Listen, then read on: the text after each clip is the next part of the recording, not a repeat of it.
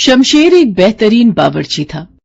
वो अपना काम बहुत मेहनत से करता था, लेकिन फिर भी वो अपने परिवार के सभी सदस्यों का पेट नहीं भर पा रहा था।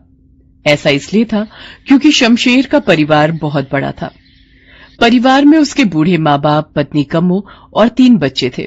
इसके अलावा शमशेर का बड़ा भाई सतवीर और उसके बीवी बच्चे भी साथ ही रहते थे। घर में कमाने वाला अकेला शमशेर ही था, क्योंकि शमशेर के पिता अपनी बीमारी के चलते बिस्तर पर थे और बड़ा भाई सतवीर 1 नंबर का निकम्मा था। भैया उठो, चलो मेरे साथ। सुना है नुक्कड़ वाले ढाबे में रसोइये की जगह खाली है। ढाबे के मालिक से मेरी अच्छी बनती है। मैं वहाँ आपकी बात करवा देता हूँ। आपको वहाँ जरूर काम मिल जाएगा। मैं तुझे रसोइया दिखाई देता हूँ क्या है? और वो भी उस खड़ूस रामलाल के ढाबे पर। तुझे पता है ना मेरा 36 का आंकड़ा है उससे। उफ़ो भैया, ऐसा सोचोगे तो फिर मिल गई आपको नौकरी। हाँ तो नौकरी करनी किससे है? मैं तो पैदा ही मालिक बनकर हुआ था। सुन मेरी बात, तू भी ये होटल में खाना बनाने का काम छोड़ और चल, दोनों भाई मिलकर नया ढाबा खोलते हैं। 2-4 कारीगर रख लेंगे जो सारा दिन खाना बनाएंगे और ग्राहकों को खिलाएंगे भी। अच्छा, और हम क्या करेंगे? नोट गिनेंगे और क्या। सच में शमशेर, तू ना बड़ा ही बुद्धू है भाई। मैं बुद्धू ही सही भैया, पर आपकी तरह फेंकू नहीं हूँ। नया ढाबा खोलने की बात करते हो, जरा ये तो बताओ इसके लिए पैसे कहाँ से आएंगे? और कारीगर, वो क्या मुफ्त में काम करेंगे हमारे लिए? और तू इस सब की चिंता मत कर, मैंने सब सोच लिया है। और सच बताऊं तो नया ढाबा खोलने की तैयारी भी शुरू कर दी है मैंने। है क्या? क्या मतलब? मुझे सब साफ साफ बताइए, जल्दी बताइए। अरे वो अपने गांव की जो पुश्तैनी जमीन थी ना, मैंने उसका सौदा पक्का कर दिया है। अगले हफ्ते तक पूरे पैसे मिल जाएंगे। उसके बाद कागजी कार्रवाई, बस फिर समझ ले कि खुल गया अपना ढाबा। हाय रब्बा, ये क्या कर दिया भैया? ले दे के एक वही जमीन तो थी अपने पास और आपने उसे भी बेच दिया। कम से कम एक बार मुझसे तो पूछ लेते। ओए तू चुप कर, ये मत भूल कि बड़ा भाई हूं मैं। पुश्तैनी जमीन का क्या करना है और क्या नहीं, ये मैं तय करूंगा, तू नहीं, समझा?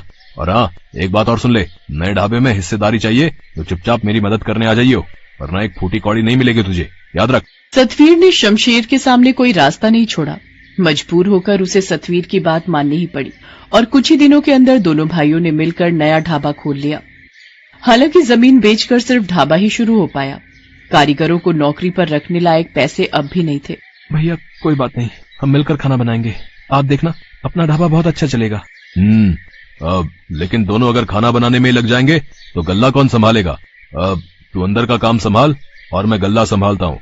और ऐसा कर, कम्मो को भी बुला ले घर से, मेरी मदद कर देगी। शमशेर ने सतवीर को कुछ नहीं कहा और चुपचाप खाना बनाने लगा।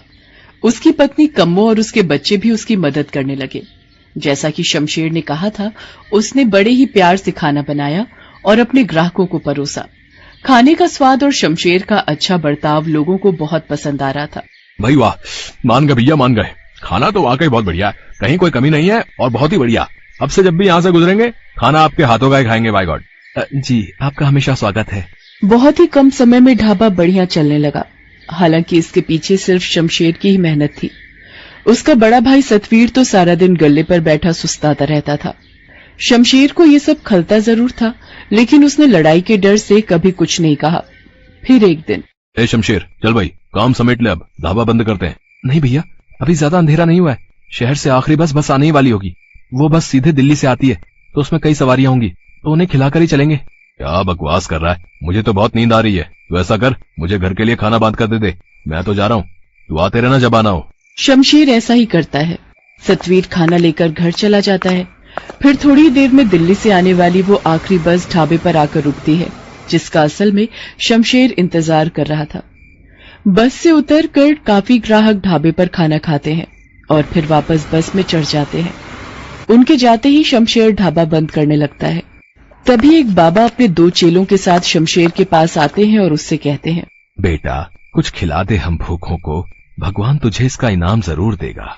बाबा को देखकर साफ पता चल रहा था कि उनके पास खाने के बदले देने के लिए पैसे नहीं हैं। लेकिन फिर भी शमशेर ने उन्हें खाना खिलाने का फैसला किया। उसने जैसे ही खाना परोसने के लिए बर्तन खोला तो देखा कि खाना तो बहुत कम ही बचा था। अरे ये तो बस कम्मो और बच्चों के लायक ही है, लेकिन बाबा इन्हें भी तो भूखा नहीं छोड़ सकता। काफी सोचने और समझने के बाद आखिरकार शमशेर तय कर लेता है कि वो बूढ़े बाबा और उनके दोनों चेलों का पेट भरेगा, अपने परिवार का नहीं। वो खाना परोसकर उन बूढ़े बाबा को दे देता है। तभी कम्मो वहां आ जाती है और खाने के बर्तन को पूरा खाली देखकर शमशेर से कहती है, ये क्या किया आपने? थोड़ा सा भी खाना नहीं बचाया। आप और मैं तो रह लेंगे बिना खाए, पर बच्चे वो कैसे रहेंगे भूखे? अब कोई बात नहीं कमो, भैया ढाबे से खाना लेकर गए थे, कुछ तो बचा होगा, घर जाकर वही खिला देना बच्चों को। कैसी बातें करते हो जी, घर पर इतने लोग हैं खाने वाले, तो क्या आपको लगता है खाना बचा होगा? अब क्या करेंगे जी, बच्चे शाम से भूखे हैं, उन्हें क्या कहूं मैं। कमो की बात सुनकर शमशेर को एहसास हुआ कि उससे वाकई गलती हो गई। उसे सारा खाना इस तरह खत्म नहीं करना चाहिए था, पर अब वो कुछ नहीं कर सकता था। फिर से कुछ पकाने के लिए राशन नहीं था और रात भी हो चुकी थी, इसलिए बाजार से राशन लाना भी मुमकिन नहीं था। अपने बच्चों के भूखे चेहरों के बारे में सोचकर शमशेर की आंखों में आंसू आ गए। पास ही बैठे बूढ़े बाबा शमशेर का दिया हुआ खाना खाते हुए सब कुछ सुन और देख रहे थे। खाना खत्म करने के बाद वो शमशेर के पास गए और उससे बोले, जुग जुग जियो बेटा, उदास मत हो, तुम्हें अपनी नेकी का इनाम जरूर मिलेगा। इतना कहकर बाबा ने शमशेर के खाना पकाने वाले बर्तन पर अपना हाथ रखा और कुछ मंत्र पढ़ने लगे। फिर उन्होंने शमशेर से उस बर्तन पर हाथ रखने को कहा।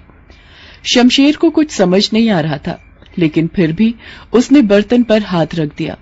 इसके बाद, जब तुमने इतनों का पेट भरा है तो तुम्हारे बच्चे भूखे कैसे रह सकते हैं, इस बर्तन को खोलो। बाबा के कहने पर शमशेर ने जैसे ही बर्तन के ऊपर का ढक्कन हटाया तो उसे अपनी आंखों पर विश्वास नहीं हुआ। बर्तन खाने से पूरी तरह भरा हुआ था। बाबा, ये कैसा चमत्कार है? नहीं, ये चमत्कार नहीं, बल्कि आशीर्वाद है तुम्हारे लिए। अब से ये बर्तन हमेशा तुम्हारा कहा मानेगा। तुम इस पर हाथ रखोगे तो ये खुद ब खुद खाने से भर जाएगा, और जब तक तुम इसके ऊपर फिर से हाथ रखकर इसे रुकने को नहीं कहोगे, इसके अंदर का खाना कभी खत्म नहीं होगा। बहुत बहुत शुक्रिया बाबा, आप नहीं जानते आपने कितनी बड़ी मदद की है मेरी। मदद तो तुम करते आए हो, मैंने देखा तुमने उस बस से उतरे मेरे जैसे कई लोगों को मुफ्त में खाना खिलाया, जिनके पास तुम्हें देने के लिए पैसे नहीं थे, बावजूद इसके कि खुद तुम्हारा परिवार भूखा था।